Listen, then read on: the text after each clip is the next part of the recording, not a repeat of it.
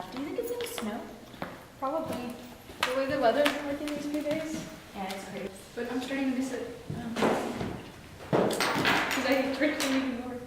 Whoa, Mayra, I never knew this side of you. Okay, class, turn to poem F94.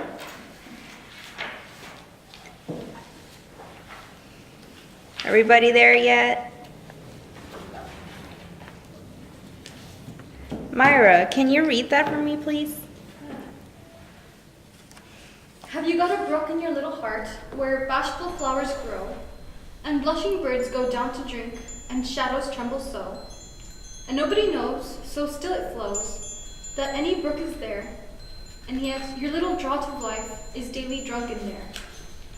Why, look out for the brook in March, when the flowers overflow, and the snows come hurrying from the hills, and the bridges often go. And later, in August it may be, when the meadows parching lie, beware, lest this little brook of life, some burning noon, go dry. So, class, do you have any thoughts about what the poem is trying to say here? Yes, Yanely. I think it's romantic. The brook in your little heart seems to be love, and the beauty yet possible end to it. It's interesting how the brook ends being called this little brook of life, to define love as something that needs care to not die or go dry, as she says, applies that same concept of death and temporality that we analyzed last week. That's interesting, but I don't think it's going that way. The nature references are pointing at something different. Yes, Mayra. I agree with the nature concepts. It's obvious that the author was really thinking about the environment at the time she wrote the poem.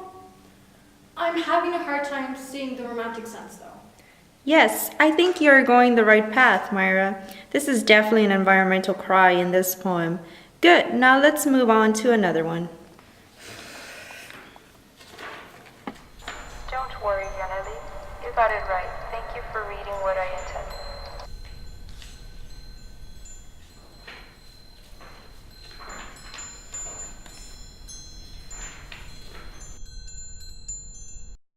It's just funny. I feel like you don't let it, you have to let it be absorbed. If I could.